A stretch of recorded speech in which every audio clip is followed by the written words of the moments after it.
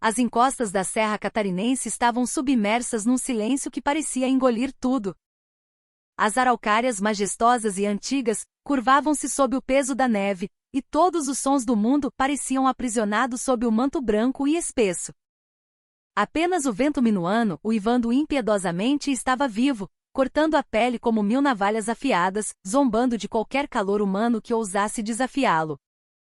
Este era o campo de treinamento para operações em clima frio, um esforço conjunto entre o Comando de Operações Especiais do Exército Brasileiro e os comandos anfíbios do Corpo de Fuzileiros Navais.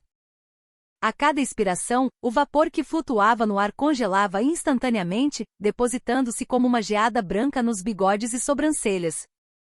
A atmosfera no acampamento era tão gélida e tensa quanto o tempo.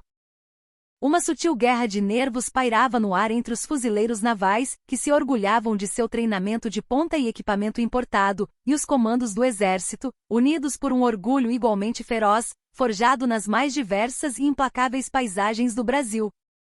No centro dessa tensão estava a capitã Isabela Monteiro, do Corpo de Fuzileiros Navais. Formada com honras na Escola Naval, uma das primeiras mulheres a assumir um posto de comando nos comandos anfíbios, ela era uma lenda viva e a personificação da arrogância. Seu rosto, esculpido como uma estátua clássica, seus olhos azuis frios como o gelo e seu corpo tonificado pelo treinamento rigoroso impunham uma admiração reverente. Sua fé em sua própria capacidade e nos sistemas avançados de sua unidade era inabalável, e ela desprezava abertamente os métodos de treinamento do exército, que considerava rústicos e antiquados. Havia uma pessoa em particular que a irritava profundamente, o primeiro sargento Lucas Alves, dos comandos do exército. Lucas era um homem de poucas palavras. Passava a maior parte do tempo em silêncio, inspecionando seu equipamento ou mergulhado em pensamentos enquanto olhava para as montanhas distantes. Sem um currículo vistoso ou slogans barulhentos, ele existia silenciosamente, como se fosse parte da própria serra. Para Isabela, seu silêncio era um sinal de insegurança de quem não tem competência, ou talvez uma forma de resistência passiva. O confronto aconteceu dentro da tenda improvisada que servia como posto de comando. Durante um briefing sobre técnicas de sobrevivência em frio extremo, Isabela zombou ao ver o material que a equipe do exército havia preparado: cascas de árvores, folhas secas e outros materiais naturais. Vocês pretendem sobreviver a uma noite de 30 graus negativos com esses métodos primitivos? Isso parece algo saído de um museu, disse ela com um sorriso de escárnio. Preciso lembrá-los porque nossas rações de combate com aquecedor químico e nossos sacos de dormir com múltiplas camadas foram desenvolvidos. O sarcasmo em sua voz fez com que os rostos dos soldados do exército se fechassem. Ninguém, no entanto, ousou confrontá-la. Foi então que o olhar de Isabela se fixou em Lucas, que estava num canto da tenda, fechando silenciosamente sua marmita. E o senhor, Sargento Alves? O que acha? Acredita mesmo que essa sua força de vontade fantástica pode vencer este frio? Lucas levantou a cabeça lentamente. Seus olhos eram profundos e calmos, impenetráveis. Ele não desviou do olhar provocador de Isabela e respondeu com serenidade. O equipamento ajuda a sobreviver, capitã. Mas não garante a sobrevivência. Uma resposta curta, mas firme. Um sorriso torto se formou nos lábios de Isabela. Ela se levantou como se esperasse por aquele momento. Todos os olhares se voltaram para ela. Ótimo. Então vamos provar com ações, não com palavras. Eu e você. Nós dois passaremos a noite lá fora. Sem tendas, sem sacos de dormir. Apenas com o equipamento de sobrevivência e as técnicas que cada um possui. Se você conseguir sobreviver a uma noite neste frio infernal. Isabela fez uma pausa, um sorriso zombeteiro estampado no rosto enquanto media Lucas de cima a baixo. Então, em voz alta para que todos pudessem ouvir, ela lançou sua proposta humilhante: eu lhe darei uma noite muito, muito quente. O ar dentro da tenda congelou instantaneamente. Risadinhas abafadas surgiram entre os fuzileiros, enquanto os soldados do exército ficaram vermelhos de indignação. Aquilo não era uma simples aposta. Era uma declaração pública de guerra, uma tentativa de ridicularizar não apenas um soldado, mas a honra de todo o Comando de Operações Especiais do Exército Brasileiro. Todos esperavam que Lucas recusasse ou explodisse de raiva. Mas sua expressão não mudou. Ele se levantou calmamente, pousou sua marmita no chão e olhou diretamente nos olhos azuis de Isabela. Com uma voz baixa, mas que ressoou por toda a tenda, ele disse: "Combinado." Com essa única palavra, todo o ruído na tenda cessou. Não havia raiva nem medo nos olhos de Lucas. Apenas a calma certeza de quem passou incontáveis invernos nas serras do sul do Brasil. A provocação gelada havia sido aceita, e a noite do destino se aproximava lentamente. Quando o sol desapareceu atrás das montanhas, o frio de Santa Catarina começou a mostrar suas presas. O ar tornou-se tão cortante que parecia ferir os pulmões, e o céu tingiu-se de um azul escuro profundo. Os soldados de ambas as unidades que observariam a aposta, acenderam uma fogueira a uma distância segura, mas seus olhos não se desviavam de seus respectivos representantes. A preparação de Isabela era meticulosa e científica. Ela organizou com perícia o equipamento de sobrevivência de última geração que era o orgulho dos fuzileiros navais. Com uma pequena pá de liga de titânio, construiu uma trincheira na neve para se proteger do vento e forrou o fundo com uma lona ultraleve e impermeável. Por baixo de seu uniforme de combate, usava uma segunda pele térmica especial que detectava a temperatura corporal e distribuía o calor. Seu kit de emergência estava repleto de barras de calorias de alta concentração, pastilhas para purificar água e pacotes de aquecimento químico que geravam calor por mais de 12 horas. Cada movimento seu era executado conforme o manual, sem um pingo de desperdício. Ela verificava sua frequência cardíaca e a variação de temperatura corporal prevista em seus sartvates, calculando suas chances de sobrevivência em números. Para ela, sobreviver era uma ciência, um conjunto de dados. Em contrapartida, a preparação de Lucas parecia pateticamente primitiva aos olhos dos fuzileiros. Em vez de uma pá, ele começou a cavar o chão congelado com sua faca de combate. Mas em vez de construir uma barreira de neve, ele cavou um buraco longo e estreito, fundo o suficiente para que um homem pudesse se deitar. Era uma toca de sobrevivência, o abrigo mais básico usado pelos comandos em climas extremos. "Ele está cavando a própria cova", zombou um fuzileiro. Depois de terminar o buraco, Lucas desapareceu na mata próxima. Momentos depois, retornou com um grande feixe de folhas secas e galhos. Com habilidade, ele entrelaçou os galhos sobre o buraco para criar uma estrutura, cobrindo-a meticulosamente com as folhas e uma camada espessa de neve. O resultado foi um abrigo pequeno e rústico, semelhante à toca de um animal da floresta. Para finalizar, ele pegou alguns pinhões e um pedaço de charque, guardando-os no bolso interno de sua japona. Seus preparativos estavam completos. Suas ferramentas eram uma faca, uma marmita e o conhecimento e instinto apurados por anos de experiência. De trás de sua trincheira de neve, Isabela observava Lucas com desprezo. Como ele pretendia sobreviver a esse frio assassino com um método tão arcaico? Ela estava certa de sua vitória. Este não era apenas um duelo de técnicas de sobrevivência. Era um confronto entre a tecnologia avançada dos fuzileiros e a ultrapassada força de vontade do exército. E a ciência, ela pensava, sempre vence a superstição. A escuridão caiu completamente e as estrelas no céu pareciam cacos de gelo. A temperatura despencou vertiginosamente. Isabela se encolheu atrás de sua barreira e ativou um pacote de aquecimento. O calor imediato que se espalhou por seu corpo a fez soltar um suspiro de alívio. Lucas, por sua vez, deslizou para dentro de sua pequena toca. Assim que bloqueou a entrada com neve, o vento cortante do lado de fora cessou como que por mágica. O espaço apertado começou a aquecer sutilmente apenas com o calor de seu corpo. Ele fechou os olhos e começou a controlar sua respiração, inspirações longas e profundas, expirações curtas e suaves. Uma técnica de respiração que aprenderá com seu avô, um velho tropeiro da serra, para minimizar a perda de calor e regular o metabolismo. O tempo começou a passar. Era a tecnologia de ponta, armada com arrogância, contra a experiência ancestral, obtida através da submissão à natureza implacável. A noite na serra estava apenas começando, e o longo e silencioso duelo que decidiria o destino dos dois se aprofundava na escuridão. O tempo passava lentamente. A noite na Serra Catarinense era diferente da noite na cidade. No silêncio e na escuridão absolutos, desprovidos de luzes e ruídos artificiais, o ser humano era forçado a encarar sua própria existência e fragilidade.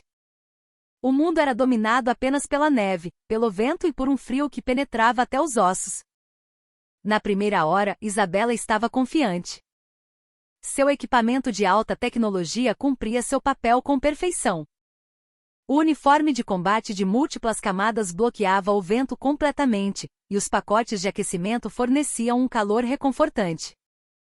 Ela se levantava periodicamente para fazer alongamentos leves e estimular a circulação sanguínea, e consumia barras de calorias em horários programados para repor energia. Tudo corria de acordo com o manual de treinamento.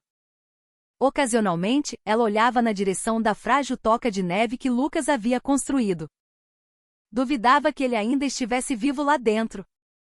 Provavelmente estava se arrependendo, rangendo os dentes de frio ou, na pior das hipóteses, já sentindo os primeiros sintomas de hipotermia.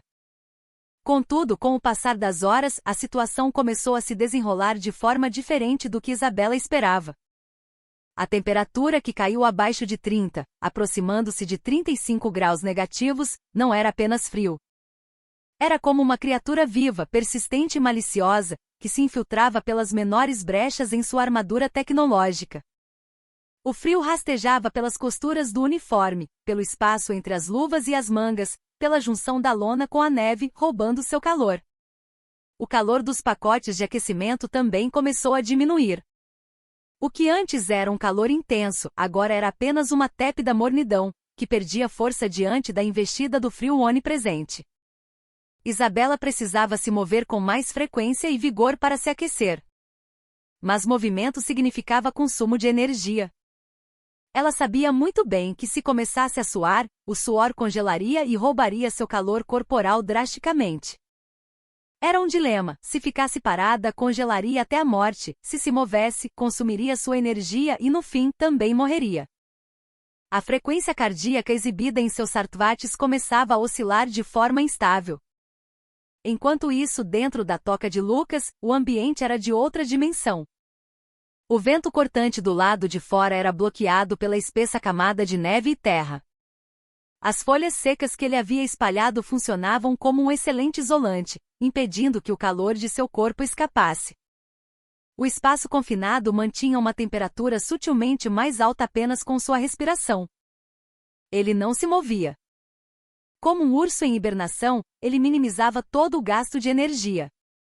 Estava de olhos fechados, mas não dormia. Todos os seus sentidos estavam aguçados. Pela mudança no som do vento, ele estimava a temperatura lá fora; pela sensação do ar em sua pele, ele avaliava as condições de seu abrigo.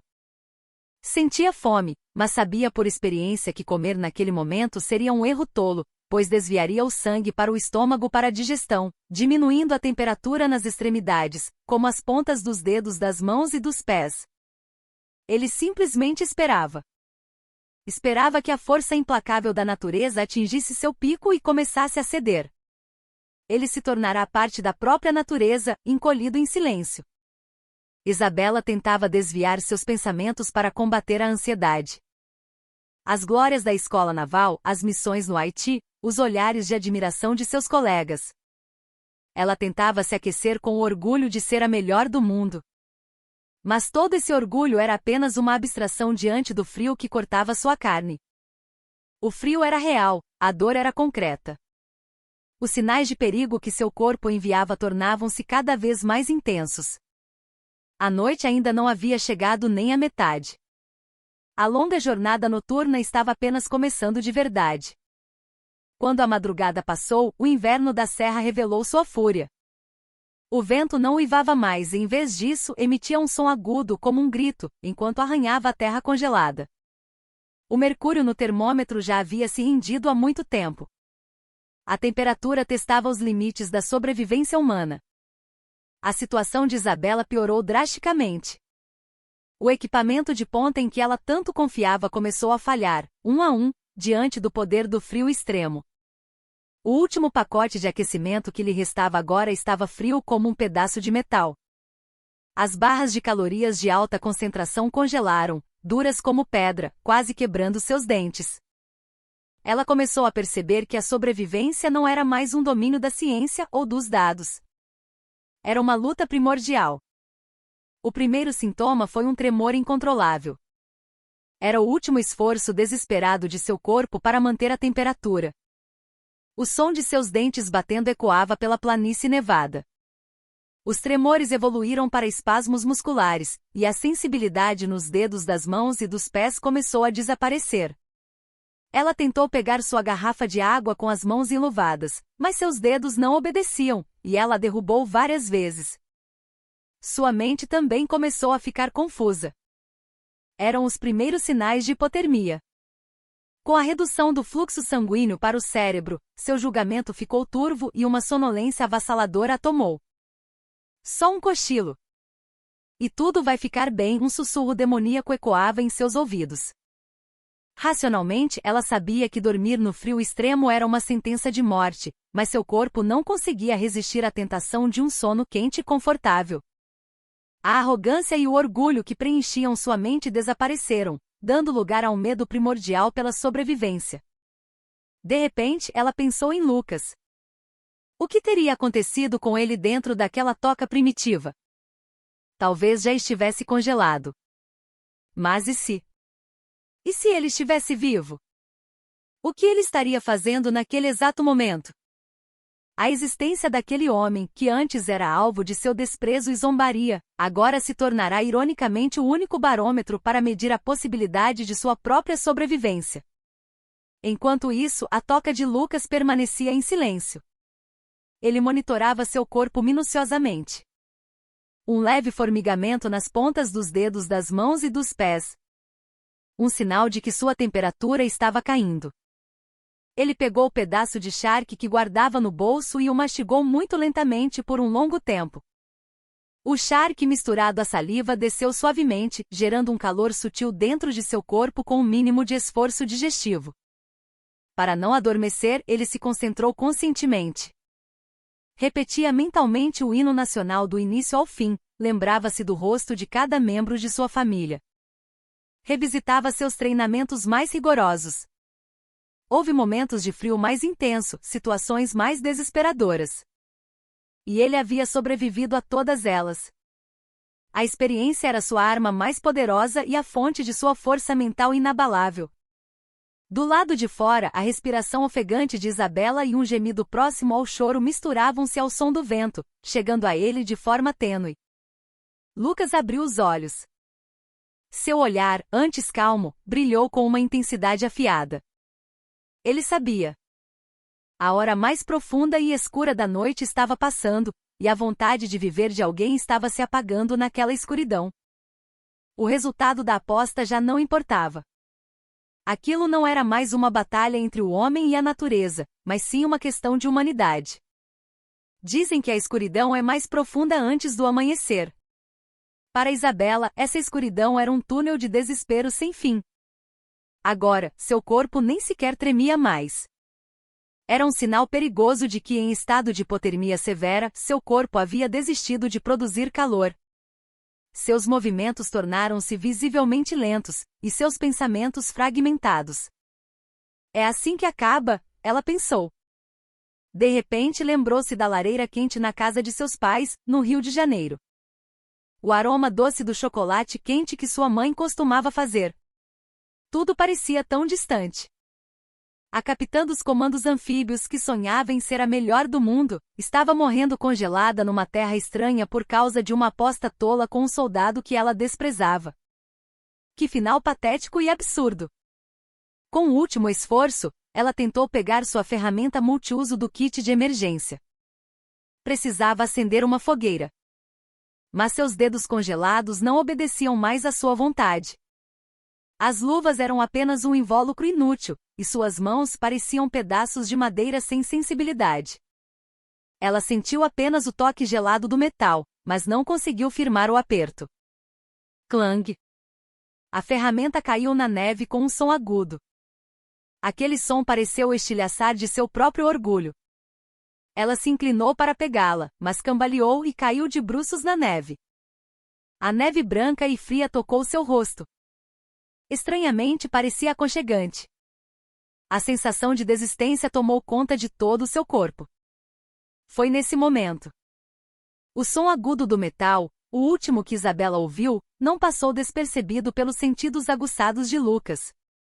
Imóvel e em silêncio dentro de sua toca, ele soube instantaneamente o que aquele som significava.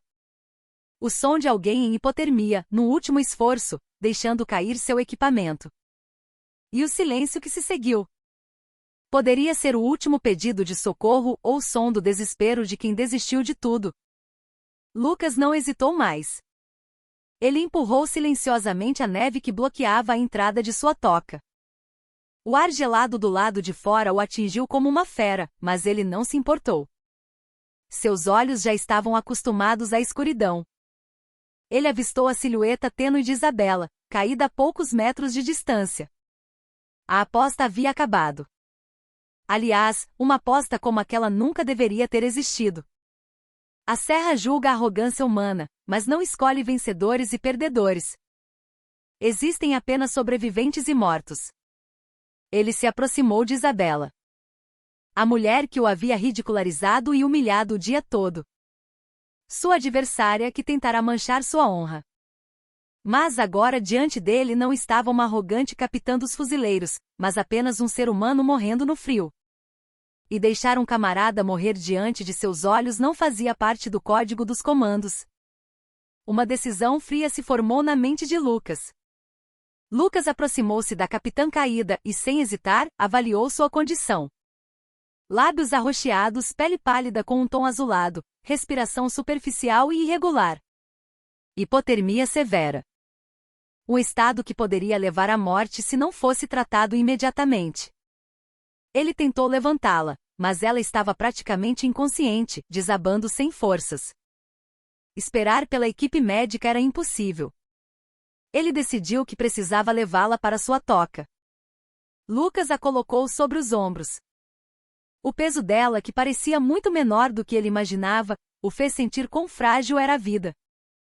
Ele a empurrou para dentro da toca estreita, onde mal cabia uma pessoa, e depois se espremeu para entrar no pequeno espaço. O local era apertado, mas bloqueava completamente o vento cortante de fora. Mas isso não era suficiente. O corpo dela, já gelado, não conseguia mais gerar calor por si só. Precisava desesperadamente de uma fonte externa de calor. Lucas não hesitou. Ele tirou sua japona e cobriu o corpo de Isabela. Em seguida, desabotoou a parte de cima de seu próprio uniforme. O ar frio tocou sua pele nua, fazendo-se arrepiar, mas ele cerrou os dentes. Ele abraçou Isabela. Transferir seu próprio calor corporal diretamente, pele com pele. Era o último recurso, o método mais primitivo, usado para salvar um companheiro em condições de frio extremo. No momento em que o corpo gelado dela tocou seu peito nu, Lucas prendeu a respiração involuntariamente. Era como se um frio glacial se espalhasse por todo o seu corpo. Mas ele não recuou. Pelo contrário, abraçou-a com mais força, desejando ardentemente que os batimentos de seu coração, que o calor que fluía em seu sangue, fossem transferidos para ela. Isso não era um ato romântico ou sensual. Era uma luta desesperada pela vida. Quase inconsciente, Isabela sentiu um calor tênue. Uma força quente e poderosa que a puxava de volta do limiar da morte. Inconscientemente, ela se aninhou naquele calor. Lucas controlou sua respiração e se concentrou em aumentar sua própria temperatura corporal. Com a respiração abdominal, ele gerava calor a partir do centro de seu corpo. Seu corpo, treinado por anos, era como uma pequena fornalha que produzia seu próprio calor. Sua temperatura elevada começou a penetrar no corpo dela, lenta mas firmemente, através de suas costas e braços frios. Quanto tempo se passou? Ele sentiu um leve tremor começar no corpo de Isabela. Não era por causa do frio, mas sim um sinal de vida, dos músculos congelados começando a descongelar.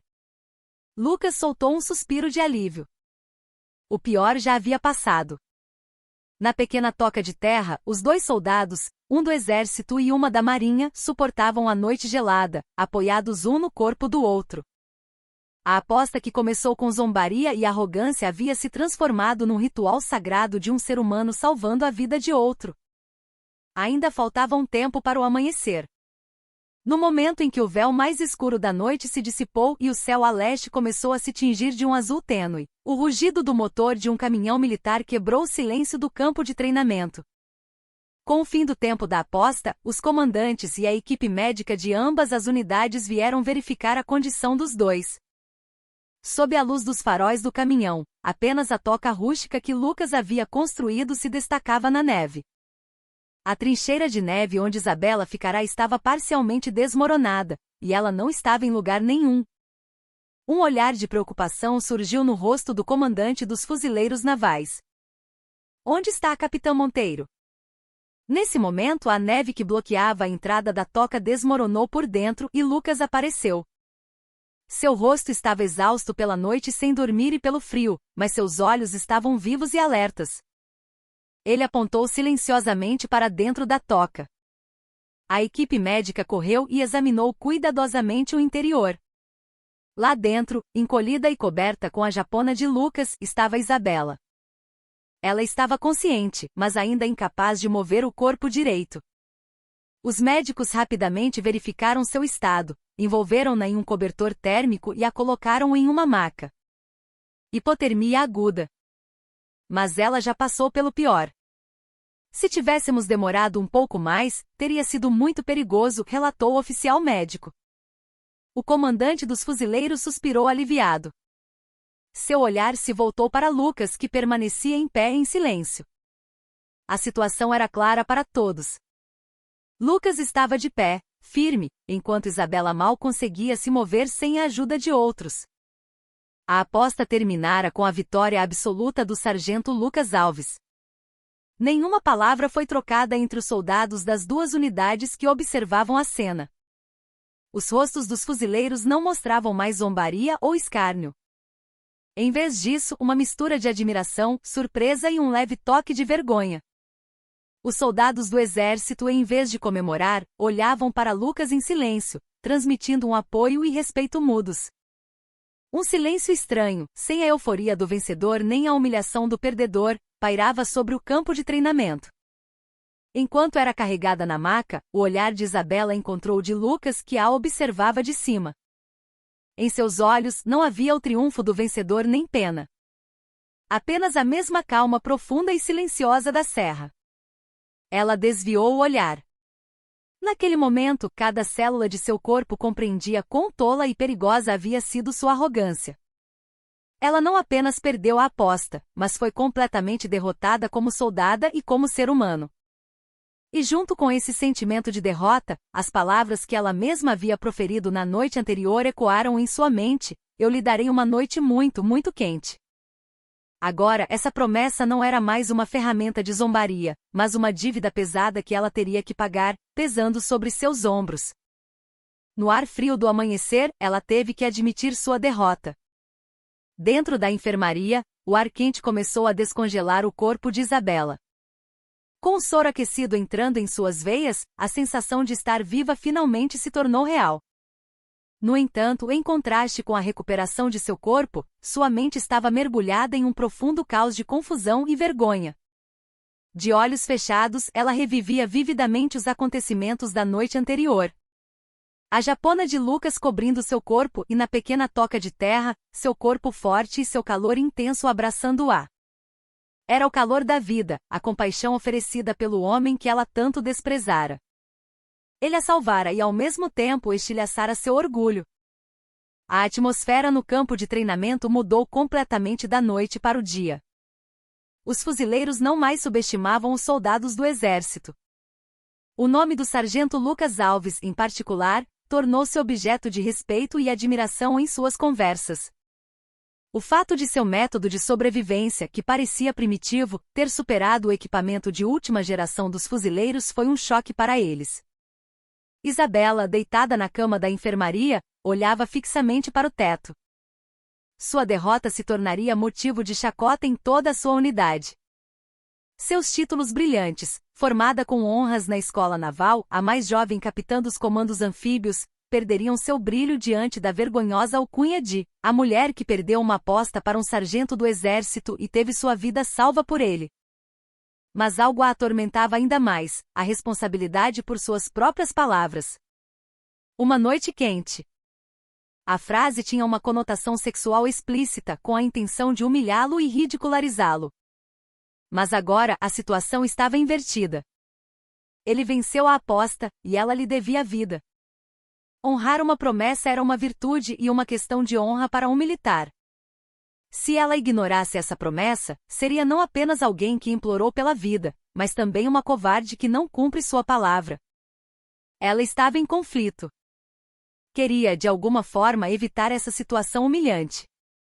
Mas, ao mesmo tempo, sabia que simplesmente ignorar o assunto seria negar tudo o que ela era. Ele a salvara. Pagar sua dívida, por mais humilhante que fosse o método, era o mínimo que podia fazer como ser humano. Naquela noite, contrariando as ordens do médico, Isabela se levantou. Seu corpo ainda não estava totalmente recuperado, mas ela não podia mais adiar o assunto. Voltou para sua barraca e se olhou no espelho. No reflexo, uma mulher de rosto pálido e exausto a encarava. A arrogante e confiante capitã Monteiro não existia mais. Ela ajeitou seu uniforme e saiu da barraca. A noite estava se aprofundando. O ar frio da noite ardia como sal em uma ferida. Seus passos a levaram em direção à área do acampamento do exército, em direção à tenda onde o sargento Lucas Alves estava alojado. Não eram os passos de uma sedutora. Eram como os de uma pecadora caminhando para o cadafalso, para admitir a derrota e pagar sua dívida. Milhares de pensamentos passavam por sua cabeça. O que ele exigiria dela? Ele a olharia com desprezo? Qualquer que fosse a situação, ela tinha que estar preparada para aceitá-la. Era a punição que ela impunha a si mesma. A frente da tenda de Lucas estava silenciosa. Uma luz fraca vazava pela lona. Isabela hesitou por um momento, respirou fundo e abriu a entrada da tenda. Ao entrar, seu corpo inteiro enrijeceu de tensão. Lucas estava aquecendo algo em sua marmita sobre um pequeno fogareiro portátil. Ele parecia estar limpando sua arma, pois as peças desmontadas de um fuzil estavam organizadas ao seu lado. Ao ver Isabela entrar, ele não demonstrou surpresa e continuou seu trabalho, dizendo em voz baixa: "O corpo está melhor, capitã." Sua voz era calma como sempre. Sem a arrogância de um vencedor, nem o tom de zombaria. Isabela umedeceu os lábios secos e com dificuldade disse: "Graças a você estou bem. Eu vim cumprir minha promessa." Ela usou um tom informal, como se dissesse: "Eu vim, não eu vim, senhor." Era um sinal implícito de que estava ali não como uma oficial para um sargento, mas como uma mulher para um homem. Ela se preparou para aceitar qualquer exigência humilhante e o encarou diretamente nos olhos. Lucas parou de limpar a arma e olhou para ela. Seus olhos profundos pareciam penetrar tanto sua determinação quanto seu medo. Ele ficou em silêncio por um momento, depois tirou a marmita fumegante do fogareiro e despejou a água quente em 2 canecas. Entregou-uma a ela. "É chá de gengibre. Vai ajudar a aquecer o corpo." Isabela pegou a caneca, um pouco confusa. O vapor quente em seu rosto pareceu aliviar um pouco a tensão. Enquanto ela tomava um gole do chá, Lucas começou a falar. Aquilo foi uma estupidez. As palavras foram inesperadas. Isabela levantou a cabeça e olhou para ele. "Estou dizendo que a senhora foi estúpida, capitã." A voz de Lucas era calma, mas tinha o peso de uma lâmina afiada. A serra não perdoa a arrogância. Ela devora quem não a respeita. Ontem à noite a senhora poderia ter morrido. Era uma repreensão. Mas naquela repreensão, havia uma mistura tênue de raiva e pesar. Isabela não encontrou palavras para responder. Enquanto ela baixava a cabeça, Lucas continuou. "Alguns anos atrás, perdi um dos meus homens em uma montanha fria como esta. Ele era jovem, cheio de vontade de provar seu valor, Sua voz pareceu embargar por um instante. Aquele garoto, assim como a senhora, confiava demais em sua própria habilidade e em seu equipamento. Ele ignorou meu conselho e saiu para um reconhecimento sozinho. Escorregou e caiu de um penhasco. Quando o encontrei, já era tarde demais. Lucas parou por um momento, segurando a caneca quente. Seu olhar vagava por uma memória dolorosa do passado. Ontem, quando olhei para a senhora, eu vi. Vi aquela mesma arrogância, aquele olhar perigoso de quem superestima a própria capacidade. Eu queria impedir que aquela tragédia se repetisse. Se eu a tivesse deixado seguir em frente, mesmo que não fosse neste treinamento, um dia a senhora cometeria o mesmo erro. Por isso aceitei aquela aposta estúpida. Isabela sentiu como se tivesse levado uma martelada na cabeça. A razão pela qual ele aceitou a aposta não foi para derrotá-la ou humilhá-la, mas para salvá-la. Para lhe ensinar uma lição, por mais brutal que fosse, ele arriscou a própria vida? Essa foi a primeira reviravolta. Para Lucas, a aposta não era sobre uma recompensa sexual ou uma disputa de ego. Era um método extremo e perigoso de ensinar, para salvar a vida de uma pessoa. A proposta de uma noite quente que ela havia lançado com intenção de zombaria, tornou-se infinitamente vulgar e vergonhosa diante de sua nobre intenção. Então, você me salvou por quê? Por que não podia simplesmente ver um camarada morrer? É claro, disse Lucas, como se fosse óbvio. Isabela não conseguiu dizer mais nada. Seus olhos arderam. Uma mistura complexa de vergonha, gratidão e respeito a dominou. Ela percebeu quão tacanha e arrogante havia sido.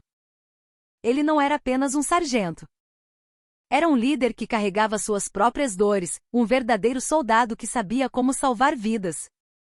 Naquela noite na tenda, nada do que ela havia imaginado aconteceu. Em vez disso, os dois conversaram até tarde, sem perceber o tempo passar. Foi uma conversa sincera, de soldado para soldado, de ser humano para ser humano. Talvez aquela tenha sido, no verdadeiro sentido da palavra, uma noite quente.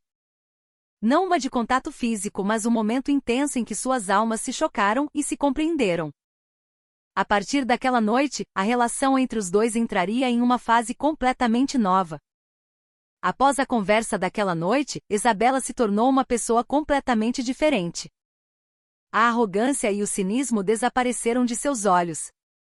Em seu lugar, surgiram uma vontade de aprender e um respeito sincero. Ela parou de ver o sargento Lucas Alves como um alvo de desprezo e começou a reconhecê-lo como um mentor e um verdadeiro parceiro. A dinâmica do treinamento também mudou. Isabela agora ouvia atentamente a opinião de Lucas em cada briefing de missão. Seu julgamento intuitivo sobre o terreno, a direção do vento e as condições da neve, informações que mapas e imagens de satélite não podiam fornecer, davam vida à sua estratégia analítica. Este vale é calmo durante o dia, mas quando o sol se põe, um vento catabático desce da montanha e a temperatura cai drasticamente. Para montar acampamento é mais seguro atrás daquela crista. No mapa, esta rota é a mais curta, mas é uma área com alto risco de avalanche. É mais prudente usar a rota de desvio, mesmo que demore um pouco mais. Os conselhos de Lucas eram sempre precisos, e Isabela confiava plenamente em suas palavras. Os fuzileiros que a princípio estranharam, começaram a vê-lo de outra forma depois de testemunharem seu julgamento evitar o perigo várias vezes. O muro invisível que separava os comandos do exército e os fuzileiros navais começou a desmoronar. Um dia, as duas unidades iniciaram um treinamento conjunto de reconhecimento e ataque a alvos. Era uma missão de alta dificuldade, localizar e neutralizar um posto de comando inimigo fictício escondido no terreno montanhoso acidentado. Isabela foi nomeada comandante da equipe, com Lucas como seu vice e batedor principal. A combinação deles gerou uma sinergia surpreendente. Isabela usava seu notebook para analisar informações de satélite e dados meteorológicos, formulando o plano de operação geral. Ela definia várias rotas de infiltração possíveis, analisava os prós e contras de cada uma e determinava o melhor caminho. Lucas então, com base nesse plano, liderava o movimento prático no terreno. Ele previa a rota de movimento do inimigo observando as pegadas de animais na neve e adivinhava o tempo do dia seguinte pela forma como a geada se formava nos galhos das árvores. Era como se ele soubesse ler a linguagem da montanha. Parem, disse Lucas certa vez, parando a coluna de repente. Todos o olharam com curiosidade. Ele se agachou e examinou pequenas marcas na neve. Estas não são pegadas das botas do nosso exército. São menores e mais leves. E há uma grande chance de haver armadilhas por aqui. Seguindo sua indicação, uma equipe de busca vasculhou a área e encontrou uma armadilha Bob Trap habilmente camuflada na neve. Se não fosse por Lucas, a equipe teria sofrido sérios danos. Isabela o observava com admiração. A tecnologia e os dados em que ela confiava tinham lacunas, e ele as preenchia com seu instinto animal e sua vasta experiência. Por outro lado, Lucas também ficou profundamente impressionado com o pensamento estratégico e o vasto conhecimento de Isabela. Ela não era apenas uma oficial que seguia um manual, era uma comandante competente que sabia usar as informações disponíveis para alcançar os melhores resultados. Finalmente, após 4 dias de treinamento, eles conseguiram atacar a retaguarda do posto de comando inimigo por uma rota que ninguém esperava. O treinamento foi um sucesso avassalador. Os comandantes de ambas as nações elogiaram a perfeita sincronia dos dois. A relação que começara com zombaria e competição havia se transformado em uma aliança de confiança inabalável. Eles eram parceiros perfeitos, complementando as falhas um do outro. No entanto, seu brilhante desempenho estava semeando, na escuridão, as sementes de um novo conflito. Nem todos viam a nova relação entre Isabela e Lucas de forma positiva. Em particular, alguns membros da unidade de Isabela a observavam com descontentamento. No centro disso estava o sargento Michael Bittencourt. Bittencourt era um soldado ambicioso. Ele tinha habilidades de combate excepcionais, mas sempre se ressentiu por não ser um oficial de elite formado na escola naval como Isabela. Insatisfeito por estar à sombra dela, ele esperava uma oportunidade para superá-la. Para ele, a imagem de Isabela confiando em um sargento do exército e respeitando sua opinião era incompreensível. Parecia um ato que feria o orgulho dos fuzileiros navais, a elite das forças armadas, e uma tolice que minava sua própria autoridade como comandante. Ela ficou completamente enfeitiçada depois de perder aquela aposta, pensava Bittencourt, enquanto plantava sementes de desconfiança entre os outros fuzileiros. A capitã não está estranha ultimamente? Toda vez que planejamos uma operação, ela pede a opinião daquele sargento do exército. Isso aqui é a Marinha ou o Exército?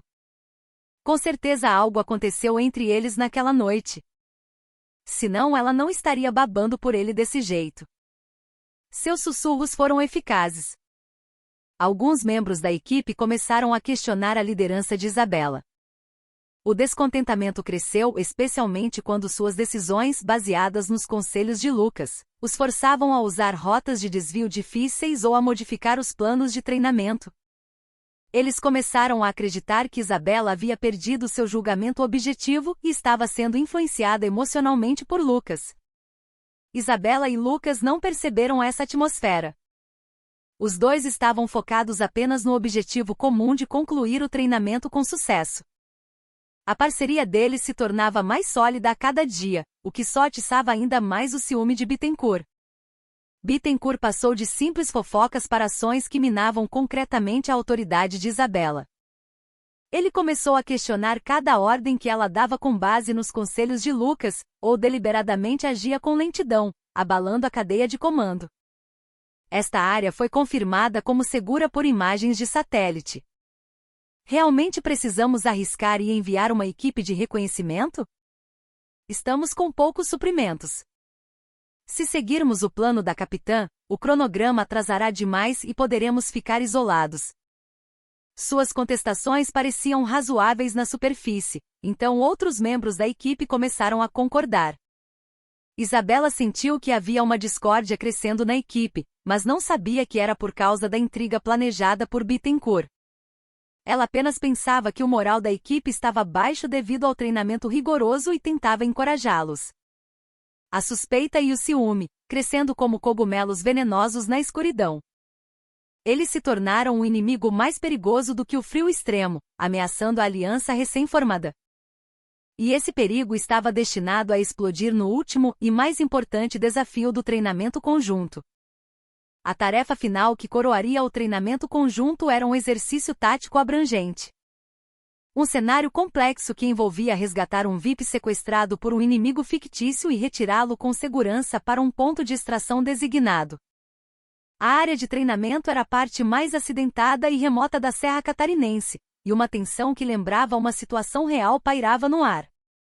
Como esperado, a equipe conjunta liderada por Isabela e Lucas foi encarregada da missão principal. O sargento Bittencourt também foi incluído na equipe.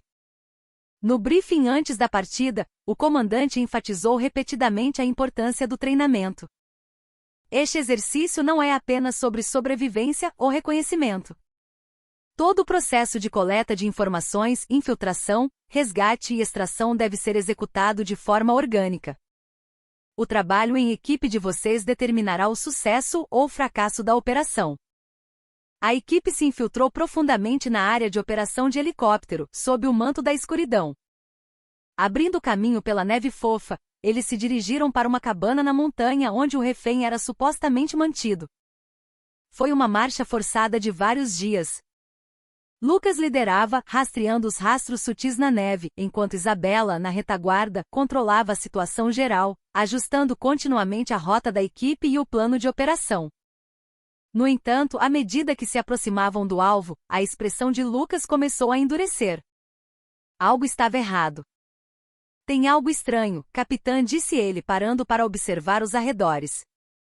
O que foi, sargento? Perguntou Isabela pelo rádio.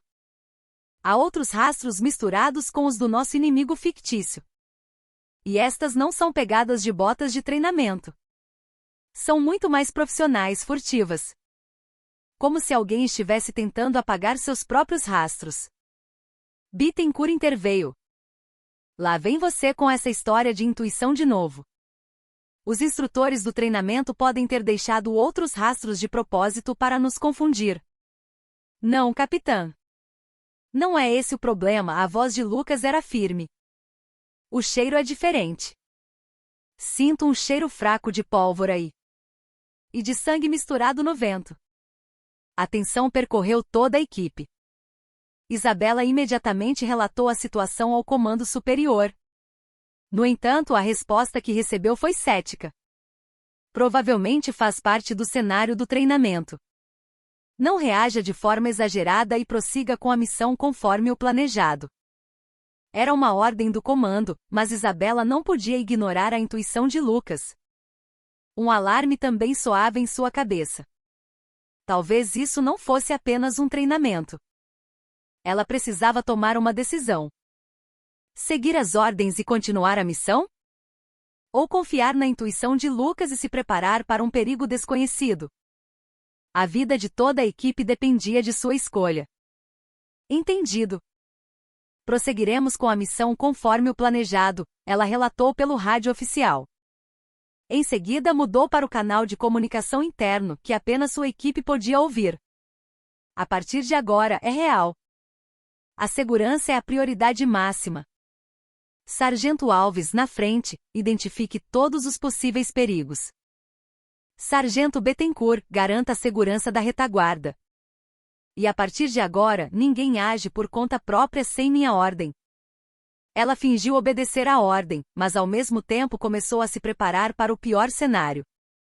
O treinamento estava prestes a se transformar em uma guerra de verdade.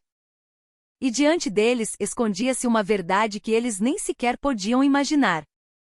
Seguindo as ordens de Isabela, a equipe se aproximou da cabana mantendo um estado de alerta máximo. Lucas se movia quase rastejando, tentando ler cada informação transmitida pela neve e pelo vento. Sua premonição se tornava cada vez mais uma certeza. Aquilo não era um simples campo de treinamento. Ao chegar a uma crista com vista para a cabana, Lucas levantou a mão, parando a todos. Ele pegou um pequeno binóculo de sua cintura e examinou os arredores da cabana. Seus olhos congelaram em um ponto. Havia uma corda de escalada amarrada a uma árvore atrás da cabana. E o que prendeu sua atenção foi um pino de metal preso à corda, um piton usado em escalada. Era um modelo muito raro. Não era para uso civil, mas sim um equipamento secreto usado por forças especiais para infiltração em paredões rochosos. Naquele instante, um fragmento de memória atravessou a mente de Lucas. O mesmo soldado que ele havia perdido anos atrás. A causa oficial da morte foi um acidente durante o treinamento de inverno. Mas ele sempre teve suas dúvidas. O corpo do soldado foi encontrado em uma encosta de inclinação suave, e entre seus pertences foi encontrado um piton de última geração que não estava na lista de seus equipamentos. E o piton que ele via agora era exatamente o mesmo modelo daquele encontrado com seu subordinado. Um arrepio percorreu seu corpo. As peças do quebra-cabeça se encaixaram instantaneamente, formando uma imagem terrível. A morte de seu soldado não foi um simples acidente. Ele viu algo que não deveria ter visto e por isso foi eliminado. E esse algo estava acontecendo agora, naquela cabana. Não são norte-coreanos nem inimigos fictícios, disse Lucas em voz baixa para Isabela. Sua voz tremia sutilmente de raiva e tristeza. São brasileiros. Mas não são como nós. É muito provável que seja alguma organização secreta fora de controle. Isabela ficou chocada ao ouvir suas palavras. Uma organização secreta brasileira realizando operações ilegais em seu próprio território? Era algo inimaginável. Mas, diante do olhar convicto de Lucas e das evidências que ele apresentou, ela não podia ignorar essa possibilidade. Naquele momento, outra peça da suspeita se encaixou na mente de Isabela. As ações estranhas do sargento Bettencourt. Suas tentativas de frear a operação, de minar o moral da equipe e especialmente de ignorar a intuição de Lucas. Se a hipótese de Lucas fosse verdadeira, as ações de Bettencourt não eram simples ciúmes ou insatisfação. Ele estava deliberadamente tentando cegar e ensurdecer a equipe, impedindo-os de se aproximarem da verdade. Essa foi a segunda reviravolta. O verdadeiro inimigo que os ameaçava não era apenas o grupo desconhecido dentro da cabana. Havia um inimigo interno. Bettencourt, um membro da equipe, era o espião deles. Assim como o subordinado de Lucas havia testemunhado acidentalmente a operação secreta deles anos atrás, a equipe de treinamento conjunto também era um fator de risco que poderia expor sua identidade. Por isso, eles infiltraram Bettencourt na equipe para garantir que o treinamento terminasse sem incidentes. Isabela sentiu um calafrio na espinha. Eles estavam completamente isolados. O comando superior acreditava que a situação era parte do treinamento, e suas comunicações provavelmente estavam sendo interceptadas. E dentro da equipe, havia um espião inimigo. O treinamento de resgate de um refém fictício havia se transformado em uma luta desesperada pela sobrevivência contra um inimigo desconhecido e um traidor interno. Ela olhou para Lucas. Seus olhos, antes tristes, agora queimavam com uma fúria fria. Isso não era mais apenas um treinamento ou uma operação. Era também sua guerra pessoal para restaurar a honra de um camarada morto. Agora tudo estava claro. O inimigo estava dentro e fora, e eles estavam completamente isolados. Com um raciocínio rápido, Isabela encontrou a única maneira de sobreviver à situação: enganar os inimigos. Ela instruiu toda a equipe, incluindo Bettencourt, que eles entrariam na cabana pela frente, conforme as ordens do comando. Ela não perdeu a sutil expressão de alívio que passou pelo rosto de Bettencourt. Sargento Alves, você e eu cuidaremos da retaguarda. O resto entrará pela frente, sob o comando do sargento Bettencourt. Isso é uma ordem. Superficialmente parecia que ela estava dando a missão mais perigosa a Bettencourt. Mas na verdade era um plano para mantê-lo ocupado com o resto da equipe, dando a ela e a Lucas tempo para se moverem livremente. Isabela e Lucas se separaram da coluna e se moveram furtivamente para o lado da cabana. O objetivo deles não era mais resgatar um refém. Era obter provas da existência dessa operação ilegal e garantir que todos saíssem dali em segurança. Lucas se movia silenciosamente como um animal, guiando Isabela pela rota mais segura e secreta.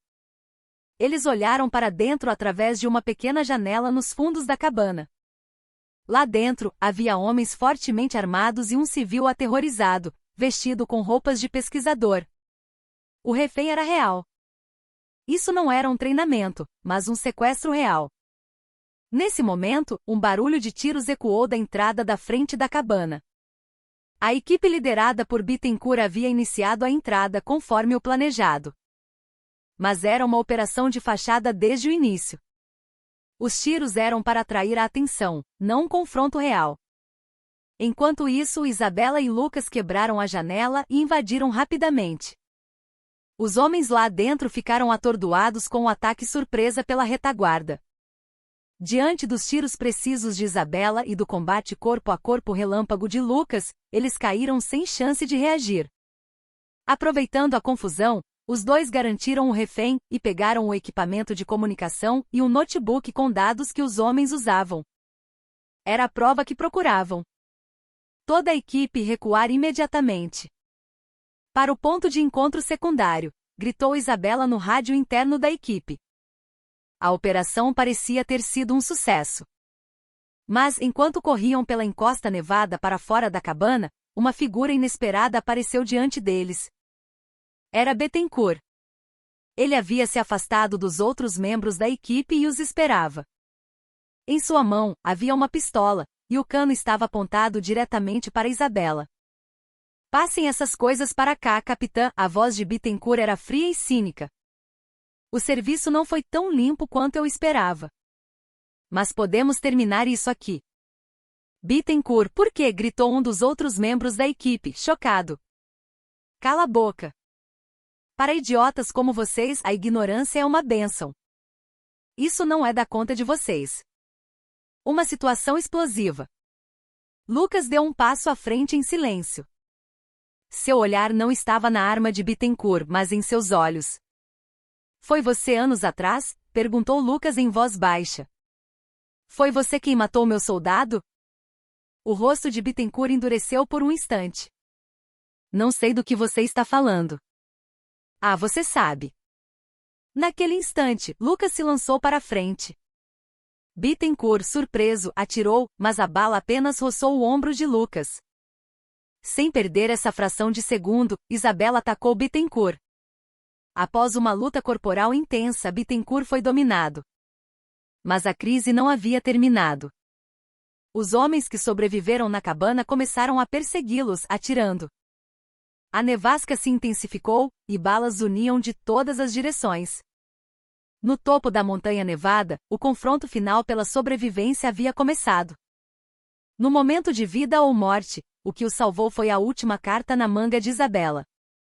Desde o momento em que se convenceu da traição de Bittencourt, ela vinha enviando secretamente um sinal de socorro com sua localização e situação, não pelo canal de comunicação oficial, mas por uma frequência de emergência usada apenas pela unidade do exército.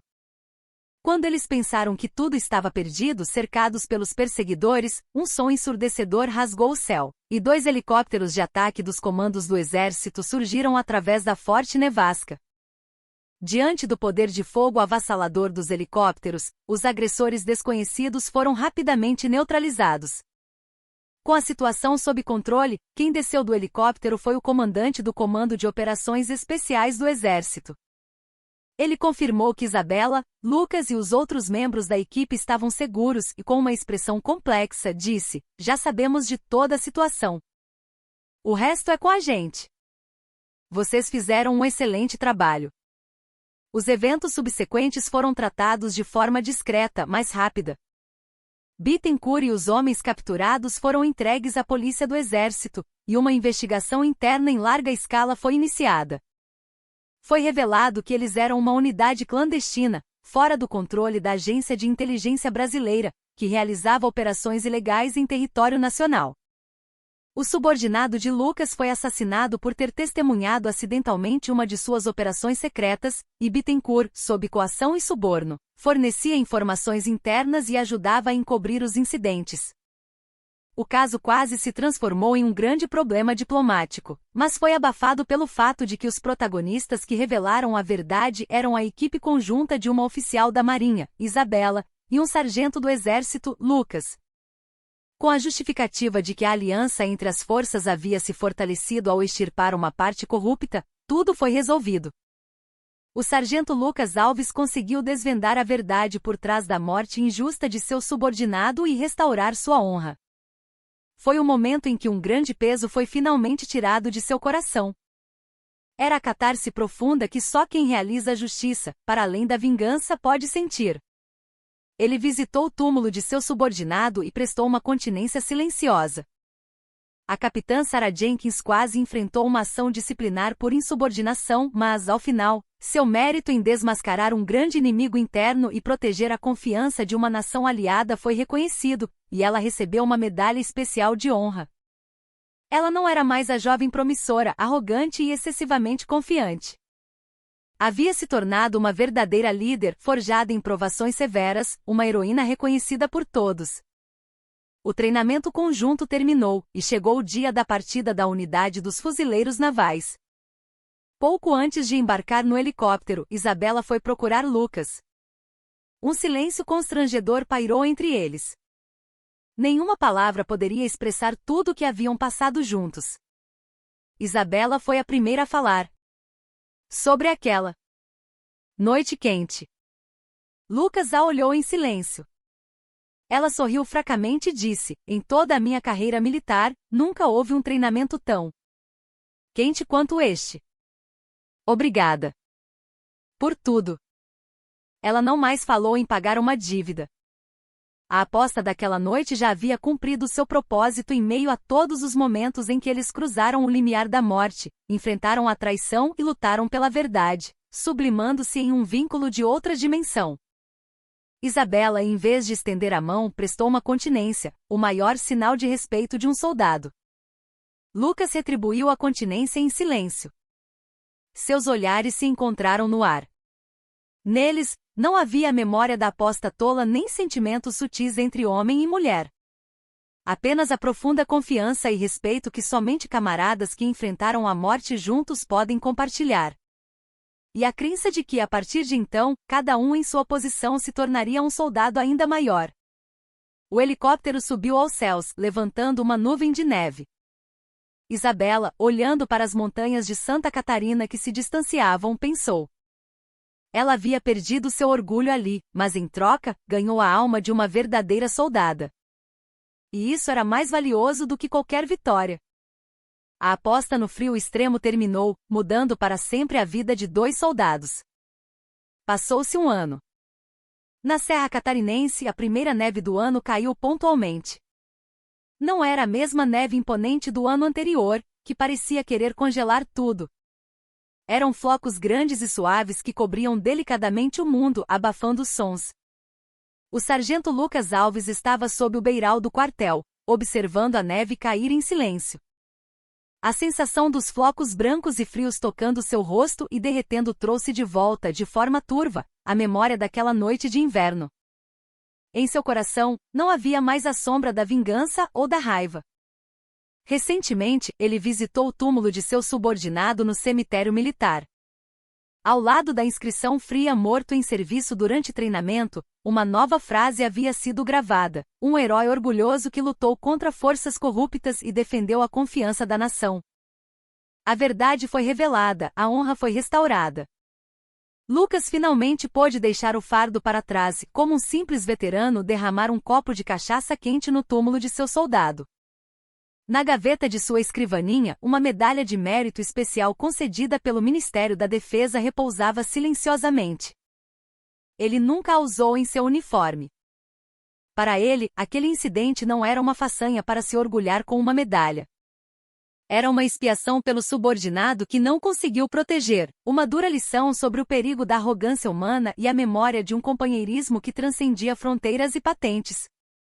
Às vezes ele pensava em Isabela Monteiro. Não se perguntava onde ela estava ou o que estava fazendo. Apenas acreditava que ela não havia esquecido a lição daquele inverno e estava vivendo como uma boa comandante. Na mesma hora, do outro lado do mundo, em Fort Bragg, Carolina do Norte, no Comando de Operações Especiais do Exército dos Estados Unidos. Não, essa parte precisa ser adaptada para o Brasil. Na mesma hora, a milhares de quilômetros de distância, na base de fuzileiros navais da Ilha do Governador, no Rio de Janeiro, a agora Major Isabela Monteiro comandava um treinamento de simulação tática. Imagens em tempo real e dados enviados por drones de última geração preenchiam uma tela gigante. Tudo parecia perfeitamente sob controle. Foi quando um relatório urgente veio de um sargento em campo. Major, a situação é diferente dos dados. A neblina aqui está muito mais densa do que o previsto, e o vento no vale está estranho. É perigoso avançar assim. É só uma intuição, mas tenho um mau pressentimento. Os outros oficiais na sala de controle zombaram. Os dados dizem que está tudo bem. Não podemos parar a operação por causa da intuição de um sargento. Um ano antes, a capitã Monteiro teria dito a mesma coisa. Mas a mulher de agora era diferente. Ela desviou o olhar dos dados brilhantes na tela e se concentrou na respiração ofegante do sargento do outro lado da linha. E em sua mente o som do vento cortante da Serra Catarinense e a voz calma, mas convicta, de um homem dizendo: o cheiro é diferente, ecoaram. Toda a tropa parar o avanço. Mantenham a posição e monitorem a situação. A prioridade é o julgamento em campo. Sua ordem firme causou um breve alvoroço na sala de controle, mas ninguém a questionou. Ela não era mais uma comandante que dependia apenas de dados e números. Havia se tornado uma verdadeira líder, que sabia respeitar a experiência e a intuição dos soldados que arriscavam suas vidas no campo. Tarde da noite, após o término do treinamento, ela ficou na janela de seu escritório, olhando para a mata escura à distância. De repente, lembrou-se da conversa na tenda de Lucas naquela noite e do calor do chá de gengibre que ele lhe oferecerá. A aposta de uma noite quente que ela havia lançado com intenção de zombaria. A promessa foi cumprida de uma maneira que ninguém poderia ter previsto.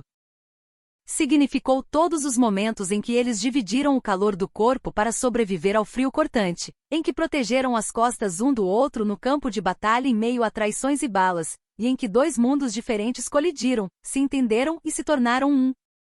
Em toda a sua carreira militar, não em toda a sua vida, nunca houve uma noite mais quente. Em Santa Catarina e no Rio de Janeiro, dois espaços separados por milhares de quilômetros, dois soldados olhavam para paisagens diferentes sob o mesmo céu. Não havia mais contato ou promessas entre eles. Mas em seus corações a memória indelével que eles gravaram juntos nas montanhas nevadas daquele inverno continuava viva. Era mais do que simples camaradagem, era um vínculo fatídico que salvou suas vidas e fez suas almas crescerem. As fronteiras do mundo se desfizeram